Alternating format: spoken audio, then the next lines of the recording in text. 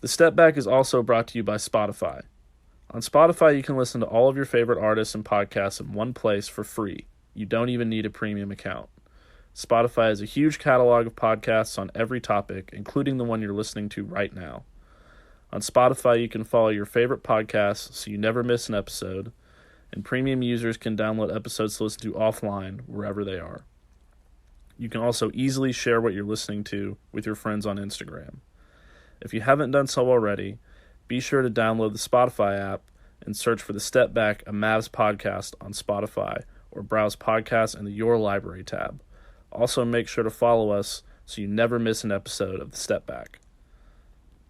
Hey, this is Dirk Nowitzki, and you listen to the Mavs Step Back podcast. I like this, TK. I like that. Yeah, it's the Mavericks, all about action. Don't do no acting, no Samuel Jackson. Dirk get the ball, you know that it's magic. Post move deadly, yeah, get tragic. Luke with the ball, yeah, get nasty. He'll drop 30, don't gotta ask him. Got Chris Stapps, coach at the Adam. I spaz like Dallas, I thought I'm rapping. God, if Luka shoot the ball, you know that it's cash. But my boy still looking to pass. Now he got my boy Chris Stapps, looking like Duncan Nash in the gap. They just wanna ring, wanna fill the gap on your team head. I ain't talking hats, dang, go relax. Still at the champs, defense still coming with the cannabis. How's it going, everybody? Welcome into another edition of the Step Back, a Mavs podcast. I'm your host, Dalton Trigg. I'm joined as always by my co-host and DallasBasketball.com colleague, Matt Galatzan. Tonight we have another special guest for you guys. He's the new head coach of the Texas Legends, the Mavs G League affiliate team.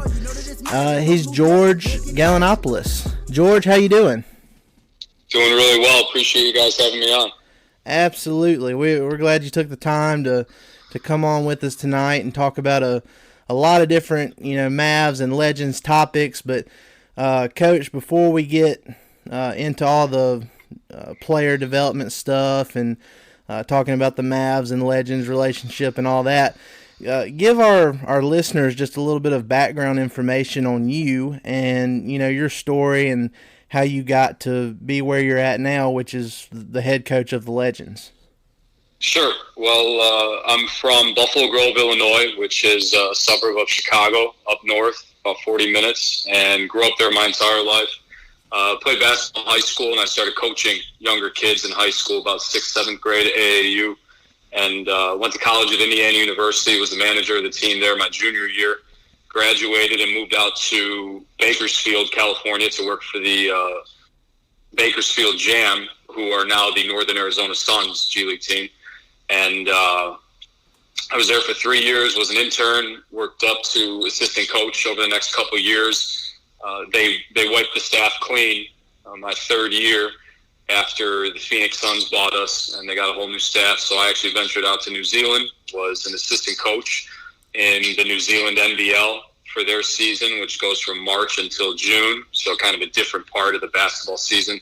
Right. Came back and landed a player development internship with the Dallas Mavericks, and I've been in Dallas ever since. I started with the player development internship. I got hired with the Legends as an assistant the following season, and then they hired me full-time in the video room before the 17-18 season. So I was there for the last 2 years, and this opportunity came up, and I'm now the head coach of the Texas Legends. So in between a couple of those stops, I also got the position as the head coach of the Ugandan national team. So once a summer for the last 3 years, I go out to either Uganda or somewhere else out in Africa, wherever our tournament is, and I also help coach that team.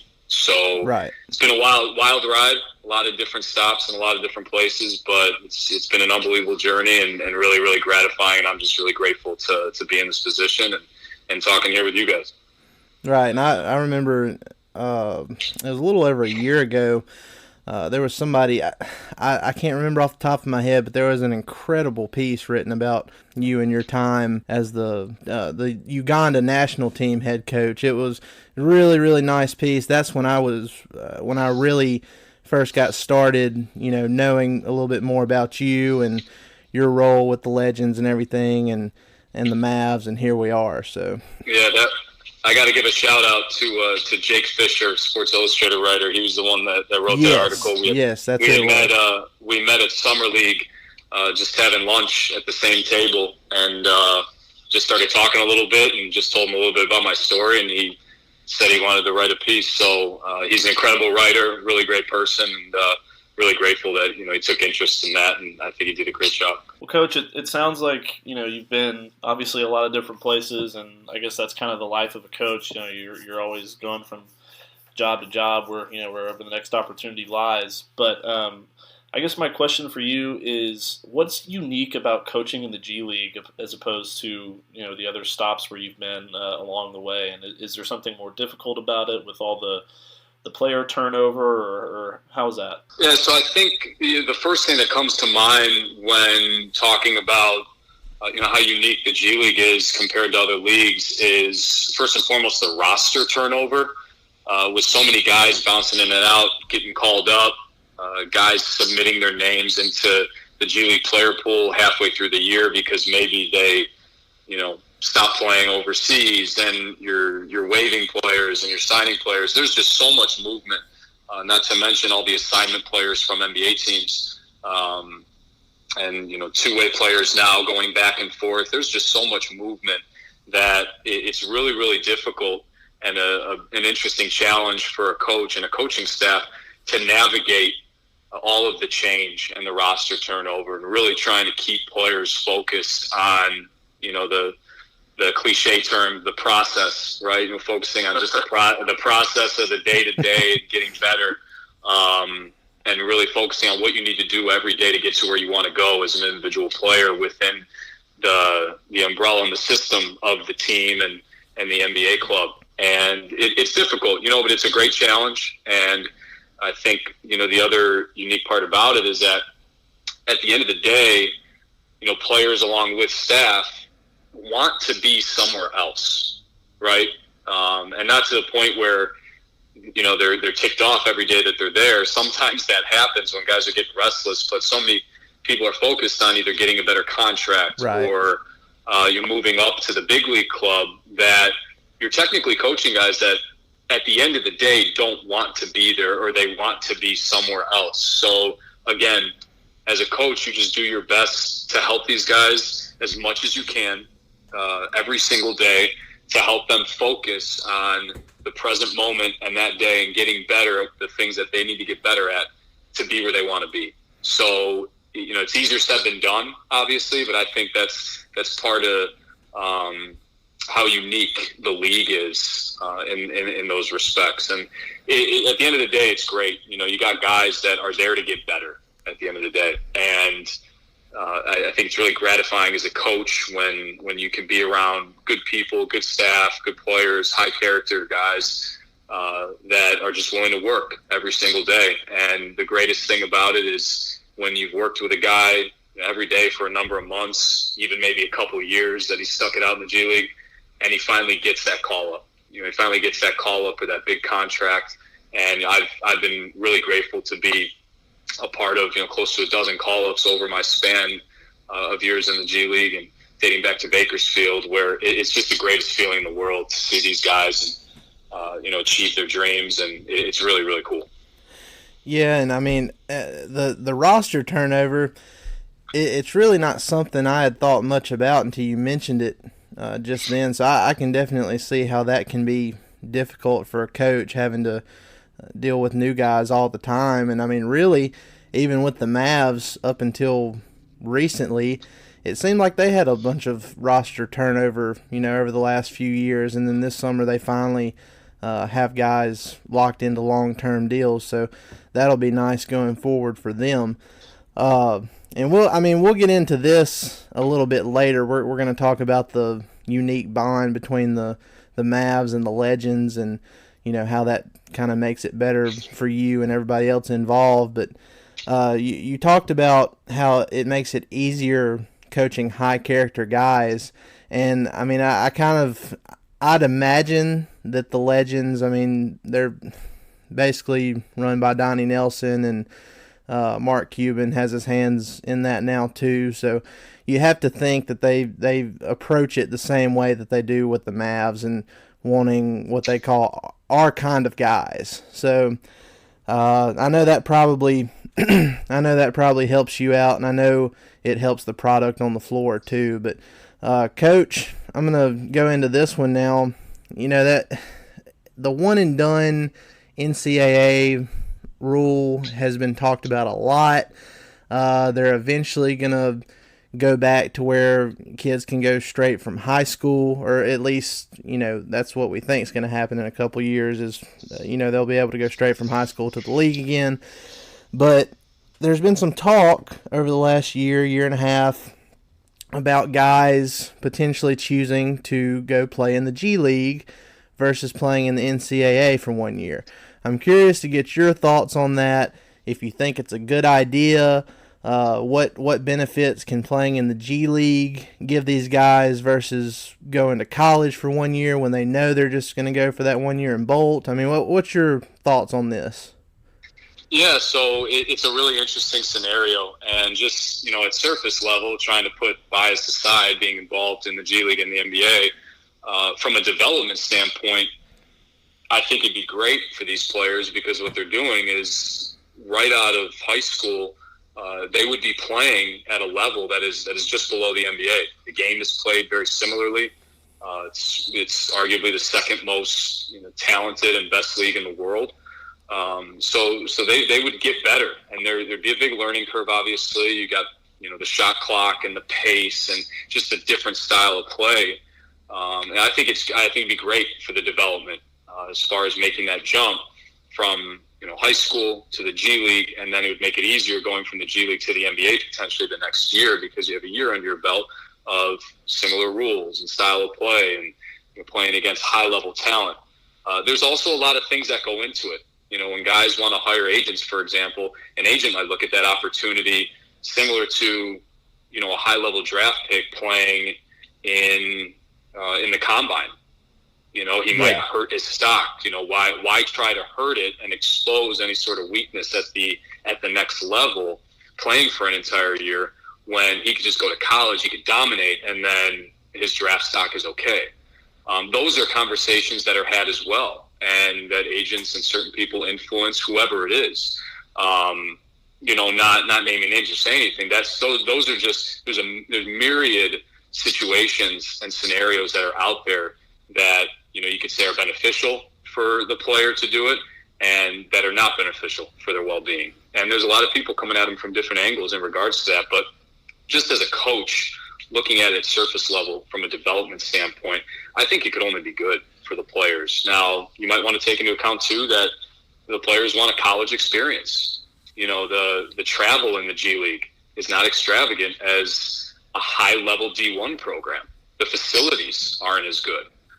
You could say that the facilities aren't good and they don't have the resources that will foster the right development like a big-time college program like Kentucky, who's flying private, and they could probably got 17, 18 managers on the team at the players' beck and call. So they're like I said, there's a bunch of different scenarios and reasons whether they would want to do it or not. I think from just a pure development standpoint, to go from high school to the closest type of played game to the NBA would only help them in their development for the next season or their readiness for the seasons to come.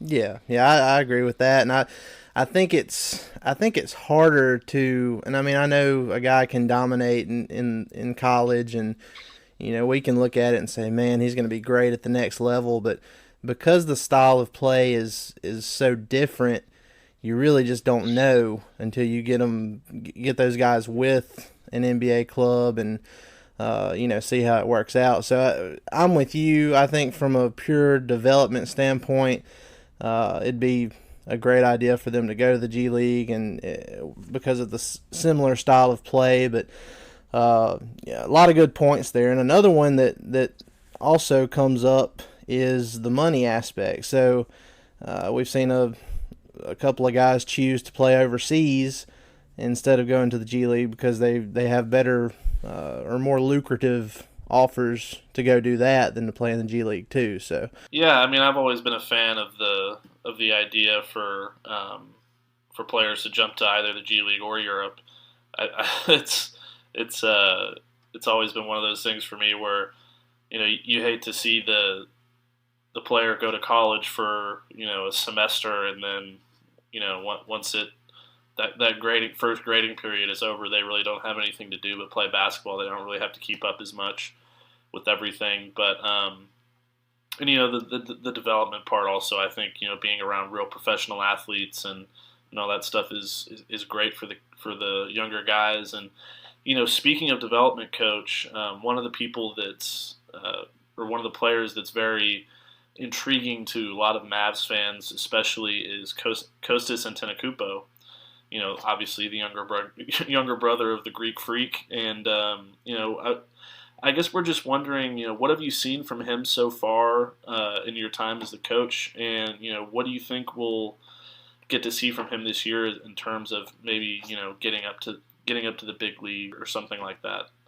Yeah, so Kostas obviously is very talented, and a lot of that talent is still a little bit raw. I think we forget that his 1 year at Dayton, he didn't play that much, and there's still a lot of basketball to be played for him, and everybody's development curve is very different. I think as fans, as people that watch the game and follow a team, we forget that everybody's development curve is different. Right, and their trajectory is different. Guys don't make it in the NBA sometimes until they're 27, 28. It just takes a lot of time for guys. And I think Kostas has made some great strides. I think a big part of a young player's development is understanding what it means to be a pro, and that's something that he's gotten a lot better at over the last year. And being a pro is not just an attitude or a mentality. It's a whole approach. It's a day-to-day approach, understanding what it means to take care of your body, anything from nutrition to a strength program to conditioning. All of those different things fall under the umbrella of what it means to be a pro, and that's something that he's getting better at over time. And we're seeing improvements in practice and in his spot-up shooting and his ability to make decisions, and he's still working through it. He's not close to where his ceiling is. He's not even sniffing the surface, but we're positive that if he keeps at it and he continues to learn and to practice and to pursue this journey the way that he's doing it, that sooner or later that the light bulb's going to go off. He's still, like I said, he's still very young, even though you look at it and say, well, he's 22, 23. Everybody's development curve is different, like I said. So we're confident if he sticks with it, and he just continues to move upwards, towards his goals, and where we see him fit, that he'll be a contributor to the Mavs down the road. Coach, and another thing on Kostas, it definitely can't hurt to see him working out with his brother Giannis and and his other brothers during the summer, every summer, right? Yeah, no, I mean that's what you want to see. If he could turn into Greek Freak Part 2, that'd be great. But he needs to. There's a lot of comparisons with him and his brother. Can he be this? And the reality is, he's working to become the best version of Kostas, and right. He's doing a good job at it. And that's not a bad group of guys to be working out with over the summer. I think. He respects them a lot. Obviously, it's not only his family, but he respects his older brother and what he's done. Even Thanasis. Thanasis has carved out a nice career overseas, now signed with the Bucks. He comes from a lineage of very, very hard workers. And the more he's around that, especially in the summer, I think definitely the better. Yeah. He definitely has a lot of potential there. Some big shoes to fill, especially if you're going to compare him to Giannis like a lot of people do. It's just a natural reaction, but I think it's best to kind of temper expectations a little bit while still being hopeful with Kostas, just to kind of make it a little bit easier for him as well. But guys, we're going to take a quick break here. We'll be right back on the other side, so stay with us.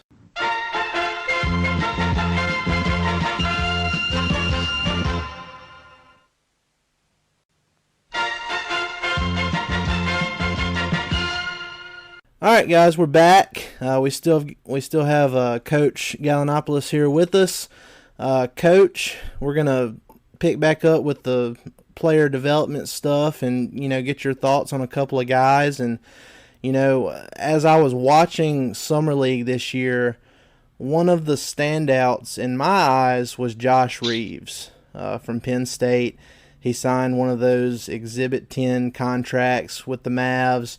Last year, Dante Ingram signed one of those contracts with the Mavs, and now he's with the Texas Legends. So I'm gonna assume that that's what will try to be done with Reaves here. But I mean, he really impressed me in summer league. His defensive instincts just seem to be off the charts. From everything I've seen and from what I've read, he needs to work on his shot a little bit, but just overall, he looks like a guy that could stick and make it in the league. I'm curious to get your thoughts on that, what you saw from Reaves and what you could see for him potentially in the future. Yeah, no, we were extremely happy. We are extremely happy with Josh. If he plays for the Legends this year, then we'll be extremely happy as well down there for sure. He's a great kid, and I think, when you look at him in the way that he plays, what stands out obviously is what you said, his defense, both off the ball and on the ball. He's already an NBA level defender, and you throw in just the natural instincts he has. He looks like a couple times I saw it looked like he's just playing almost lax defense a few feet off the guy, and then all of a sudden he comes up with the steal, and you didn't even realize. Right. That he was close enough to get the ball. Like, he does these things that you just can't teach, and it's instincts, like you said. And I think the thing that surprised me a little bit was how athletic he was. He got up, whether it was in warm-ups or a couple fast breaks, for big-time dunks. And it's not the dunks that are impressive, just more that explosiveness. When a player shows that, more than once and relatively regularly, it's there. That means that explosion, that athleticism, the ability to play the game that way with that sort of burst is there. And that's important in the NBA. But you throw in the fact that he's got an incredible work ethic. He's a great guy. And, he shot the ball relatively well. Obviously, that's something that he needs to sharpen up, which we're confident he will. And he was already working at it in Summer League and, working with coaches, and he's very coachable. Like I said, he's a great kid. So I'm confident, we're all confident that he's going to get to that point where he can become a knockdown three-point shooter. He knows how to play. I think that's important in today's game. Not just playing a role, but understanding how to play the game. The game is obviously a lot faster, played in a lot more space. There's a lot more randomness to the offense in the NBA. A lot of drive and kick basketball, attacking closeouts, read and react. And so understanding how to play, how to make reads, how to make plays for others, not just yourself, is very important. And I think he showed a good amount of that this summer for sure. Yeah, we a lot of people on Mavs Twitter. We started the hashtag Reaves Hive during summer league because we were so excited. Like, man, we knew that they signed this guy to that Exhibit 10 contract, but I mean, when it happened, I mean, there wasn't much fanfare around it, and then he just explodes like he did, and we're just like, man, in your opinion, Coach, why do you think that he went undrafted? Was it just because he's an upperclassman, or what was the deal there? Not sure, to be honest, but we're happy he did. Obviously, yeah. At least in the sense that he came to us. There were a lot of guys that were in love with him in our organization, and we're talking about him. At a certain number, and we had him a lot higher on our board than other guys did, obviously, and sometimes that happens. I mean, there's guys every single year that slip through the cracks. I think we saw firsthand a guy like Yogi Ferrell. Everybody wants to talk about what a guy can't do, and then all of a sudden you give a guy an opportunity and he has to start. In Portland against a strong Portland team, the guy puts up 38 points in the game winner. Like, that's crazy things happen like that, and it's not necessarily crazy, but it's unexpected because so many people just let them slip through the cracks, and he might be one of them. But he's a great kid, obviously, and he's very, very talented, and we're just excited to have him. Yeah, I'm excited too, and I know one thing, and I don't know how similar your coaching style is to, say, like Rick Carlisle, but I do know this about Coach Carlisle: if you play defense, you'll eventually get a chance to make a name for yourself. And I really hope that he gets that opportunity this year. But Matt, you want to go from there? Yeah.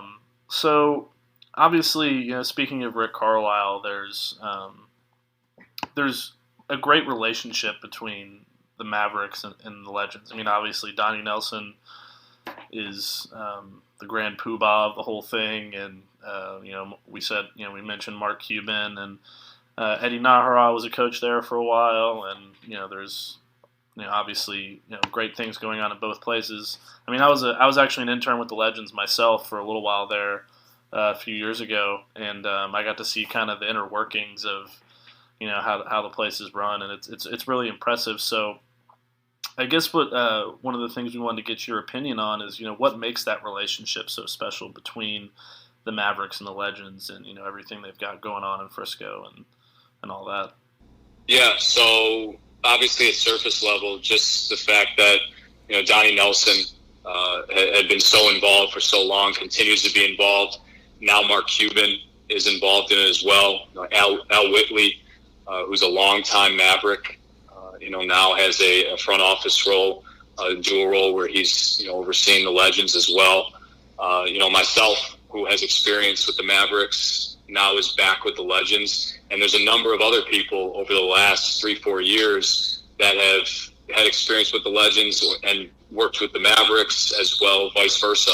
And to me, having been around the last 3-4 years and seeing that, besides, like I said, the obvious, overseeing that Donnie Nelson and Mark Cuban has done over the years, to have staff as well as players. Last year in the last 2 years, there's been a number of players that have moved up from, that got called up from the Legends to the Mavericks. You just start to see that synergy working and manifesting itself a little more now than it ever has. And whether it's staff members or players or the guys at the top overseeing it all, the gap is being bridged even more every single year. And I think the biggest part of that is the relationships, that the individual relationships that have been cultivated throughout the years between the people that have worked in both. So, for example, for me personally, I think it really helps that I've been with the Mavericks for the last 2 years, and then also one year as a player development intern, that I have those close relationships with the coaching staff. Specifically Rick Carlisle on down through Jamal Mosley, Mike Weiner, all those guys, and then Al Whitley has been there for 20 years and has a close relationship. So now the line of communication is open, more open than it's ever been, and it's clearer than it's ever been. So those relationships, I think, foster the communication in order to best help and develop these players at this level to potentially help the Mavericks or move on to bigger and better things. Coach, I'm going to branch off of that real quick, and then we'll let you go here. We appreciate the time you've spent with us, but just would it be fair to say, and you've been around the Mavs and the G League, and you've probably as a result of that, you've been around other G League teams and stuff like that. Would it be fair to say that the Mavs and the Legends have a better connection franchise to G League than the rest of the league? Is that a fair assessment, or am I just being a homer? No, I mean, I think you can point to a number of teams that have a really good relationship with their G League club. The first one that comes to mind is the Houston Rockets. I think I saw a number today that over the last, 3-4 years, they've had by far, the most assignments, meaning players from the big league club that they've assigned to RGV. I think it was like 250 or something like that. So they've used it a lot. Wow. The San Antonio Spurs have used Austin a lot. So there's a number of teams that have really utilized the G League over the years, and teams, as they're buying new ones, are starting to figure it out and do it even more. I think we're getting there too. I think ours is, more unique than anything else, and we're also getting better year by year at, again, opening up those lines of communication and using it as a player development hub for our young guys. I think one of the most valuable parts of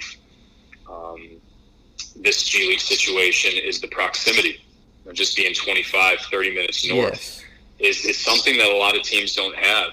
Miami, for example, has done a great job over the years having synergy between their G League club and Big League club, and theirs is in Sioux Falls, which is obviously the other side of the country. It almost doesn't make sense, right? But they've still figured out a way to make it work and develop guys that have ended up helping them at the big league level. And for us, it only works to our advantage even more to have us 25 minutes up the road. I think it helps our staff as well. If it works out where both teams are in town, we can go to practice. We don't have to fly from Sioux Falls to Miami to do it.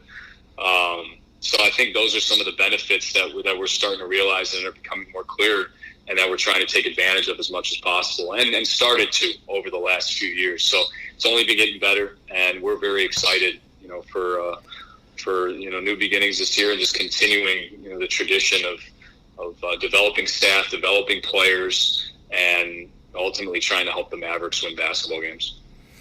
Very well said, Coach. Well, look, we definitely appreciate you coming on with us tonight and talking about a lot of different Mavs and Legends topics. And I think I speak for myself and everybody else at DallasBasketball.com when I say congratulations on your new head coaching gig, and we wish you nothing but the best going forward. Thank you so much. I can't even tell you the outreach of love and support from the Mavericks and Dallas community has been overwhelming. So I appreciate you guys, and thank you so much for having me on today. Matt, you have any other words? Just thank you so much, Coach. We're really happy to have you on. I'm really excited to see what you bring to the Legends, and what you can do with those young talented guys that we got to watch in Summer League, and the other ones you got down there, and we're all rooting for you. I really appreciate that. I know we all do. Make sure you guys make the 25-minute drive up north. Come to a game this year. Absolutely, Coach. Absolutely. All right. We appreciate it. We'll talk to you later, Coach. Thanks so much, guys. All right, guys. Again, that was Texas Legends head coach George Galanopoulos. Really good dude. Had some really good insight on what he's expecting from guys like Kostas Antetokounmpo and potentially Josh Reaves if he ends up with the Legends, which, Matt, I really think that's a strong possibility. But we're just going to talk about a little bit of what he was talking about earlier. One thing that stood out to me was he confirmed what my eyes were already telling me. I have a tendency to latch on to players way too early, and what's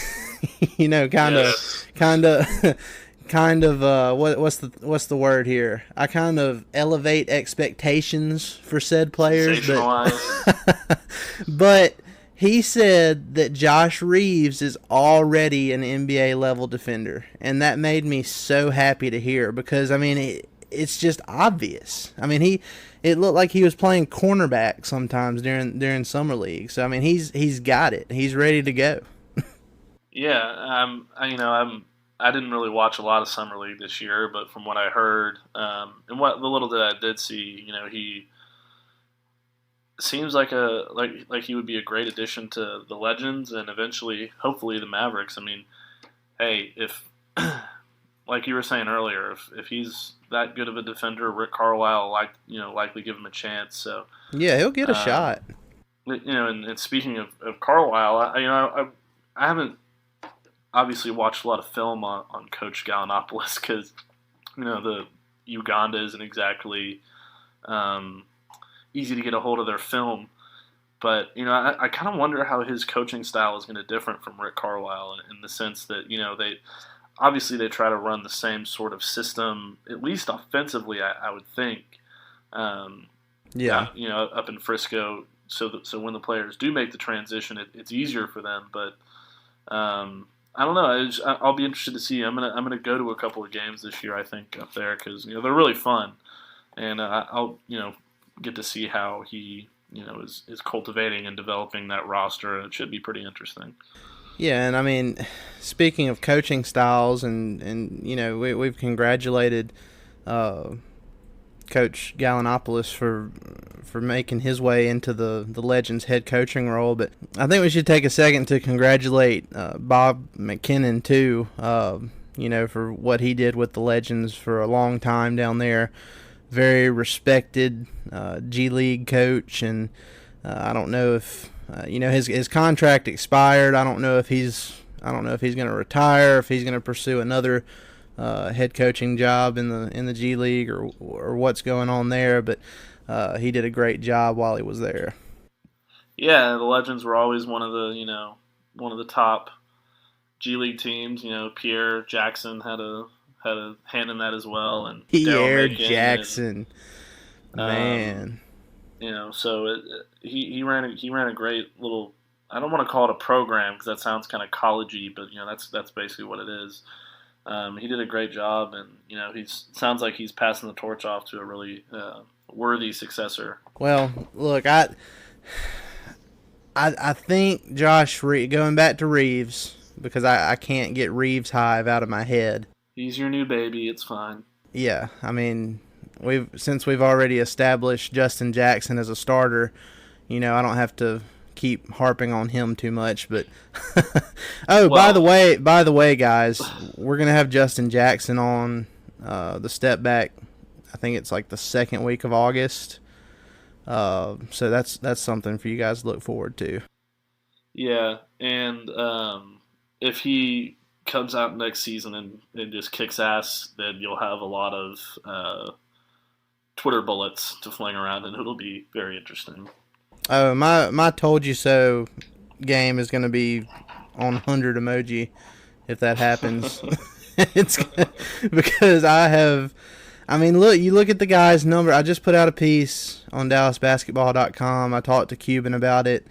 They're really high on him. I mean, if you understand how high they are on their own guys, it makes you understand a little bit more why they approached free agency the way they did.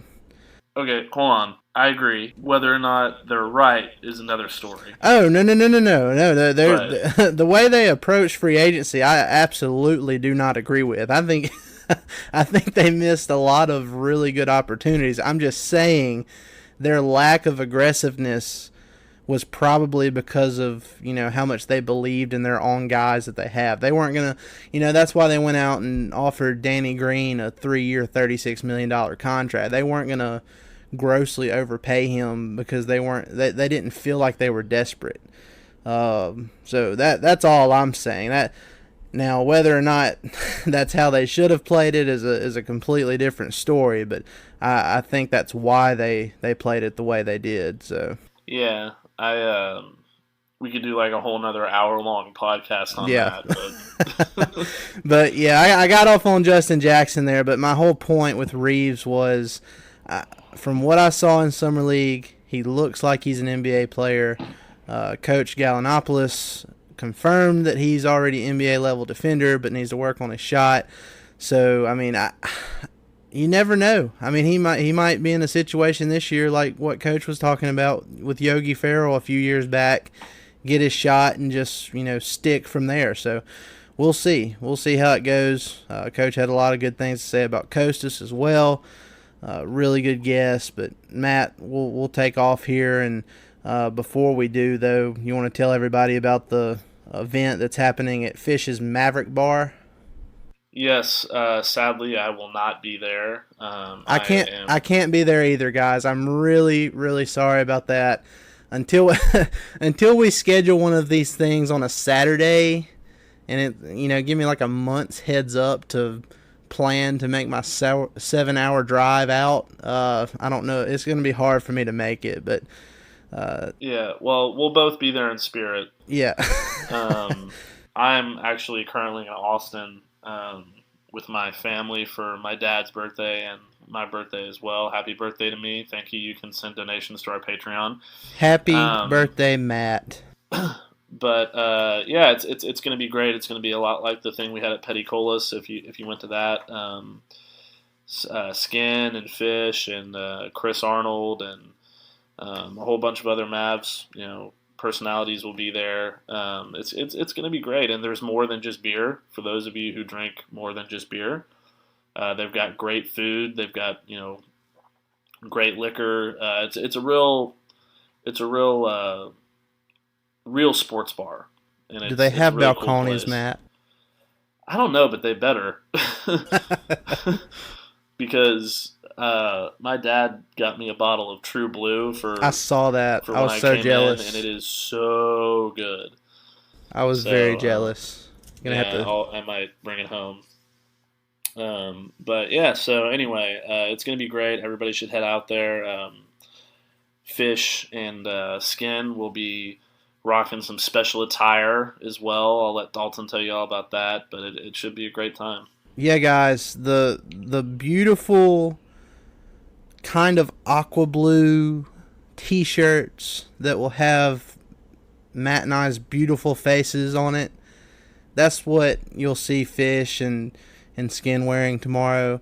And if you would like one, please send a DM to @StepBackMavs on Twitter, and we will take care of you. How's that for advertisement, Matt? Did I do a good job with that? That's good. Yeah, just slide into our DMs at Step Back Mavs, and we'll give you the details. And we can either have it shipped to you, or if you're local, we can arrange for you to pick it up somewhere. And they're great shirts. I love the idea of people wearing my face, so it's yeah, it's really cool. And they're great shirts. They're super comfortable. We've been promising these to people for a while, and guys, we just got the shipment in today, so get them while they're hot.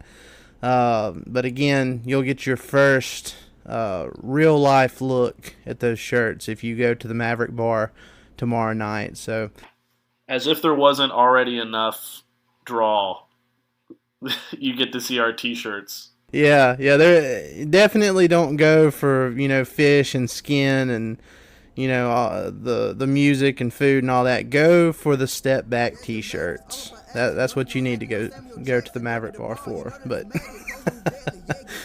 all right, guys, that's gonna do it for this week's episode of the Step Back.